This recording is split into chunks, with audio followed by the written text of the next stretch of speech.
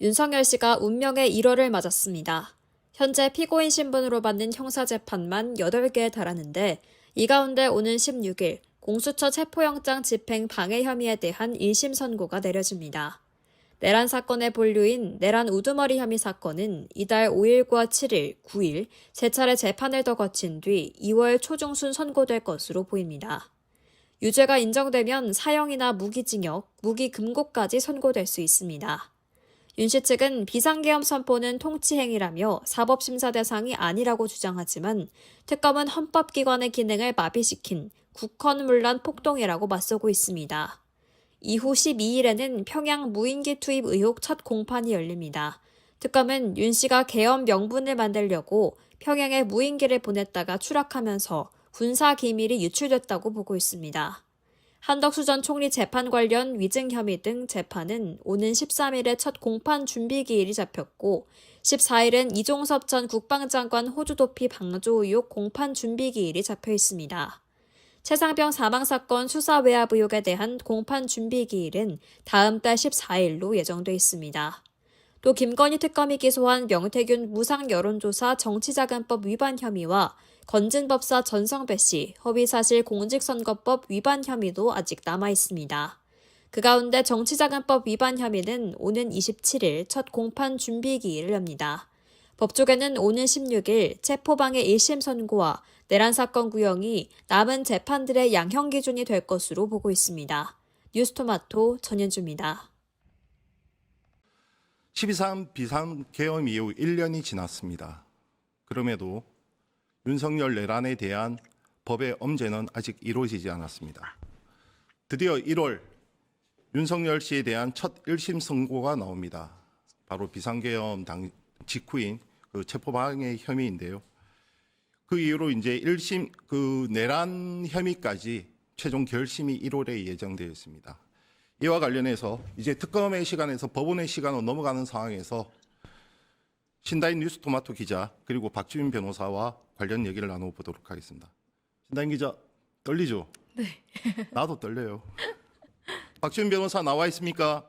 네, 안녕하세요. 박주현입니다. 아우, 우리 뉴인사 2대 앵커 예, 오랜만에 뵙습니다. 도움 좀 많이 주십시오. 예, 알겠습니다. 자, 먼저 올 1월에 있을 선고 일정과 혐의들 한번 짚어보도록 하겠습니다. 신다인 기자.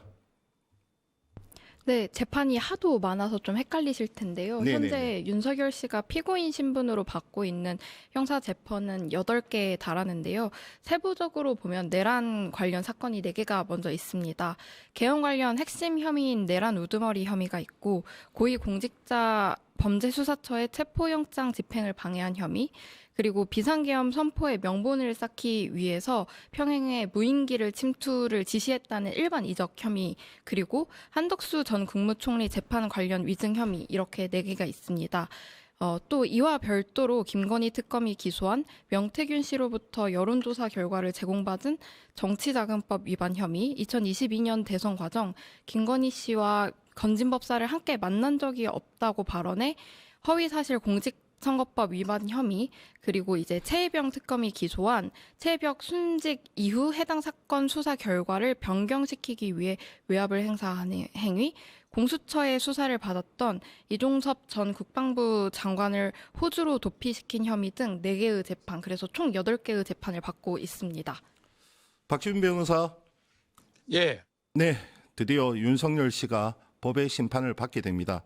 가장 네. 먼저 16일 체포방해 혐의와 관련해서 선고가 예정인데 특검이 지금 10년을 구형했나요? 맞습니다. 10년 구형을 했습니다. 지금 체포방해가 특수공무집행 방해죄고요. 그 네네. 범죄도 있지만 더 중요한 것 중에 하나가 국무회의 표결 침해, 그 심의를 방해했던 부분, 국무위원들 네네. 그 부분도 뭐 직권남용죄 등으로 지금 아마 선고가 될 거로 보이는데 첫 번째 선고이긴 한데요. 기본적으로는 체포방해죄 그 부분을 많이 하겠지만 아마 여기서 판결 이후에 계엄이 내란인지 이 부분까지 적시가 될 것 같으니까 1월 16일 판결 선고가 가장 중요할 것 같습니다. 첫 선고가 어떻게 나오냐에 따라서 아마 줄줄이 예정돼 있는 선고 또한 영향을 받지 않겠습니까? 맞습니다. 왜냐하면 서울중앙지법에서 지금 다 진행을 하고 있고요. 뭐 재판부는 약간씩 다르다고 하더라도 그 내용 자체를 완전 달리할 수는 없습니다. 어느 정도 같이 가야 된다고 봐야 되기 때문에 만약에 첫 재판에서 그 내란 부분, 계엄 했던 부분에 대해서 무죄나 뭐 달리 좀 판단이 된다면 그 이후에 있을, 특히 2월 달에 있을 내란 우두머리죄 등에서 달리 판단 여지가 있기 때문에 가장 뭐 중요하다고 봐도 무방할 것 같습니다. 아무래도 국민적 관심이 가장 높은 선고는 내란 우두머리, 내란 혐의인데 지기현 재판부가 원래 작년까지는 선고를 하겠다라고 했었죠. 그런데 올해까지 지금 미뤄지고 있습니다. 결심이 지금 언제 예정돼 있죠, 신다인 기자? 내란 우두머리 혐의는 1월 9일 결심 공판이 예정되어 있고요. 2월 초중순쯤에 이제 선고가 나올 예정입니다. 박준 변호사, 예. 네. 내란 혐의가 인정된다면 사형 또는 무기 외에는 선고를 내릴 수가 없는 거죠. 맞습니다. 지금 형이 두 개밖에 없어요, 사실상.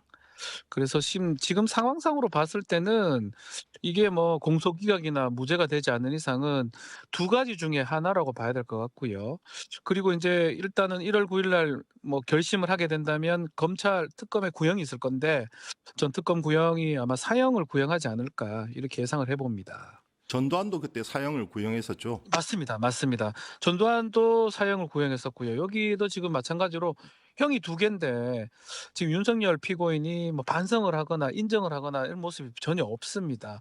그렇다면 두 가지 중에 하나를 선택해야 된다면 뭐 반성하지 않기 때문에 사형을 구형할 수밖에 없지 않을까 이렇게 생각을 해봅니다. 그런데 문제는 이제 지기현 재판부에 대한 국민적 의심이라는 거죠. 그죠? 박준 변호사. 예. 예, 맞습니다. 근데 지기현 뭐 재판부가 이제 구속 취소 같은 거 하면서 두 사람이 연수원 시간계- 동기 아닙니까? 동기는 아니고 법무관 같이 했습니다, 저랑. 아, 그럼 상당히 법무가 동기입니다. 친하겠네요.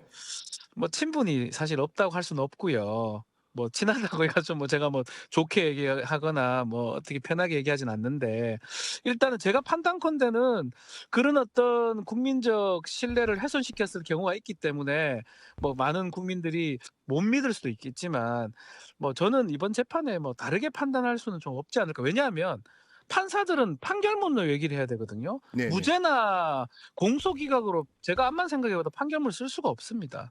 이거는 뭐 유죄가 될 수밖에 없는 상황이고 뭐 달리 그때는 시간 계산이라는 뭐 어떤 이상한 꼼수 같은 게 있었다면 그건 뭐 변호인 주장이긴 하지만 지금은 그런 여지조차 없기 때문에 저는 유죄가 될 가능성이 높다고 바로 그 생각을 해봅니다. 부분입니다. 그 일수가 아닌 시간 계산으로 윤석열 씨를 풀어준 것에 대한 거기로부터 지금 의심이 계속되고 있어서 혹시나 내란에 대해서 혐의를 인정하지 않을까 그런 걱정이 계속해서 이어지고 있는 것인데 뭐 명백한 증거들이 지금 있기 때문에 그리고 그렇죠. 온 국민이 두 눈으로 보지 않았습니까?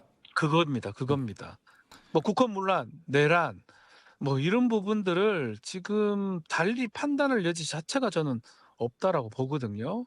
그렇기 때문에 뭐 지기현 재판장이 뭐 예전에 그 구속 취소할 때도 변호인들이 주장한 내용들을 이제 판단을 했던 거라면 이번에 변호인들이 주장하는 거 보면 그런 내용도 사실 없어요. 지금 주장 내용은 뭐냐면 뭐 사법심사의 대상이 아니다, 통치행위다 이 정도만 계속 반복하고 있거든요. 이거는 지금 사실 예전 판례로 다 정리가 된 거기 때문에 그런 주장으로 이게 무죄가 될거나 공소기각되기는 어려운 상황이다 이렇게 생각을 해봅니다. 신다인 기자는 어떻게 예상하세요? 저도 감경 사유라고 할 것이 거의 없다고 보고 있는데요. 일단 최근에 체포방해 혐의에서 검찰은 10년형을 구형을 했고 거의 법정 최고형에 가까운 형량이었다고들 하는데 봤을 때 그러니까 뭐 반성을 한다라던가 하는 감경 사유가 없고 그렇기 때문에 특검이 계속해서 최고형을 구형할 것이라고 저도 보고 있습니다. 박준 변호사, 예. 불행하게도 우리가 역사를 정리하지 못했기 때문에 또다시 불행한 역사가 되풀이되는 전두환에 이어서 윤석열이 나오고 국민을 향해서 맞습니다. 총불을 겨누게 하는 그러한 비상계엄이 또다시 선포가 되었습니다. 이번에야말로 법의 엄벌이 있고 그것을 바탕으로 우리 역사를 다시 재정립해야 된다 이런 의견이 지배적인 것 같습니다. 예. 그리고 이제 3특검이 다 활동을 다 마쳤습니다. 내란 특검, 김건희 특검, 그리고 이제 최혜병 특검인데요. 특히 특검을 두고는 좀 말들이 많습니다. 아직까지 입증하지 못한 것들도 있고 특검에 대한 총평을 한번 해주세요. 아쉬움이 좀 있다고 봐야 돼요. 뭐 네네. 잘했다는 측면도 있겠지만 특히 김건희 특검에서 뭐 중요한 예컨대 공천 개입이라든지 이런 부분들은 거의 다 빠져 있고요. 명태균 게이트 같은 경우 빠져 있고 지금 조금 우리 눈에 보기 좋은 뭐 뇌물이라든지 명품 받았나 뭐 이런 것들만 부각이 됐던 측면이 좀 아쉽고 그럼 한편으로는 그렇게 된 이유 중에 하나가 법원 영장이 조금 기각이 많이 됐던 것도 사실은 일조를 했다고 보는 거거든요. 그러니까 새 특검 전체 다 뭐 국민들이 원하는 모든 완벽한 모습보다 뭐 그까지는 못 갔던 것 같기도 하고요. 그래서 좀 2차 종합 특검이 필요한 사항도 아닌가 이렇게 생각을 해봅니다. 이 특검이 필요하다고 생각을 하시나요? 네네. 지금 특히 김건희 특검은 또 뒤늦게 드러나는 측면들도 있어요. 통일교 부분도 뭐 마찬가지라고 봐야 될 것 같고요. 그래서 지금 완벽하게 정리됐다고 보긴 어렵고요. 내란이나 최병 특검보다 김건희 특검 때문에 종합 가지수가 특검이나 이 많죠. 특검 가지수가 너무 아무래도. 많고요. 네네. 해결해야 될 건 뭐 저희 뭐 또 뉴스토마토에서 했던 명태균 게이트도 사실은 해결이 아이, 안 됐다고 봐야 되거든요. 너무 아쉽습니다. 진짜 그 부분. 그거는 전혀 해결 안 됐다고 보면 근데 사실은 어렵지 않다고 저는 생각이 드는데 그렇다면 특검을 통해서라도 다시 조금 밝힐 필요는 있다 생각이 듭니다.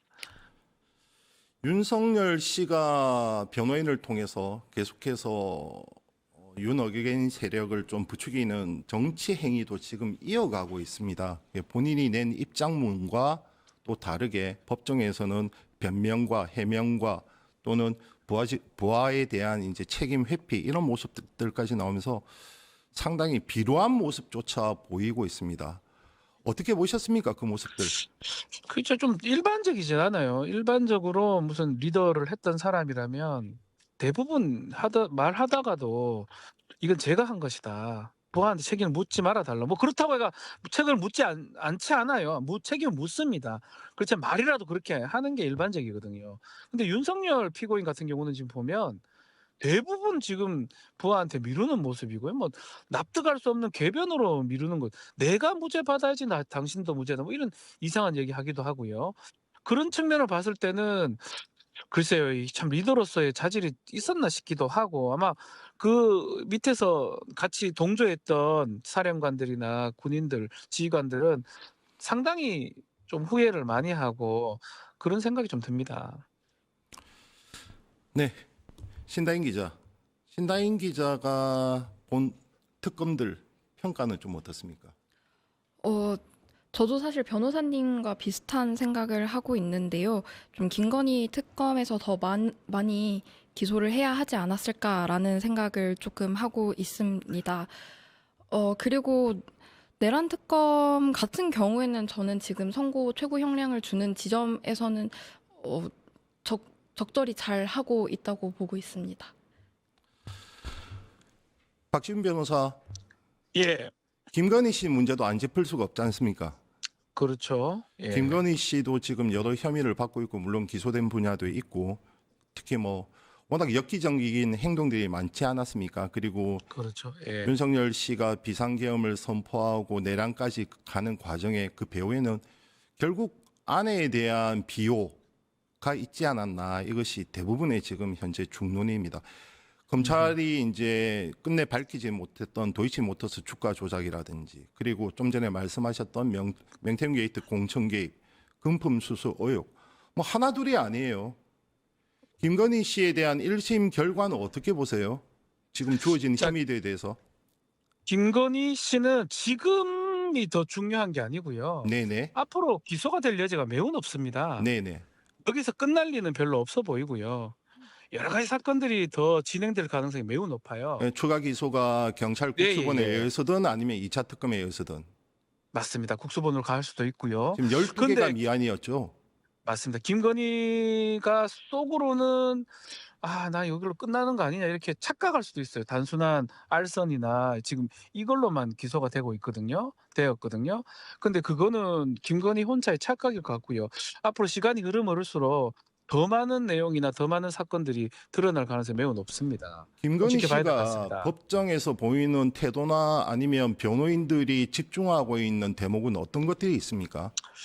지금 보면 저는 좀 납득하기 어려운 게 뭐냐면 변호인들이 좀 그 의뢰인을 위해서 사실 많이 해야 되는데 그거보다는 김건희 뜻에 따라 움직인다는 모습이 좀 많이 보이거든요. 그게 어떤 윤석열 네. 그 어떠냐 하면 쓸데없는 변론이라든지 뭐 이런 것들은 좀 안 했어야 되는데 지금 보면 김건희가 원하는 뭐 보석 청구라든지 갑자기 뜬금없이 뭐 출석하지 않겠다라든지 그런 것들이 계속 반복이 됐었어요. 지금 끝에는 뭐 그렇게 되진 않았지만요.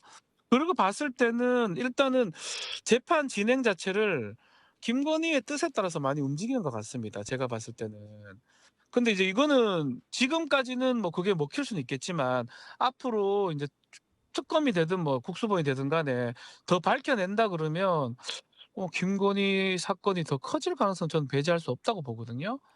김건희는 불리해 보입니다. 변론 전략 또한 지금 실패다 이 말씀이시고. 저는 완전 실패라고 봅니다. 예. 알겠습니다. 박준 변호사 다음에는 출연하셔서 저와 얼굴 가겠습니다. 맞대고 응원 좀 아유, 해주십시오. 저 가야죠. 네, 감사했습니다. 축하드립니다, 국장님. 네. 네, 감사합니다. 네. 신나인 기자 오늘 어땠습니까? 너무 떨렸습니다. 국장이 옆에서 질문하니까 떨리고. 네. 저도 오늘 첫 방송에서 많이 떨렸습니다. 네. 오늘 감사했습니다. 감사했습니다. 네, 고생하세요. 네.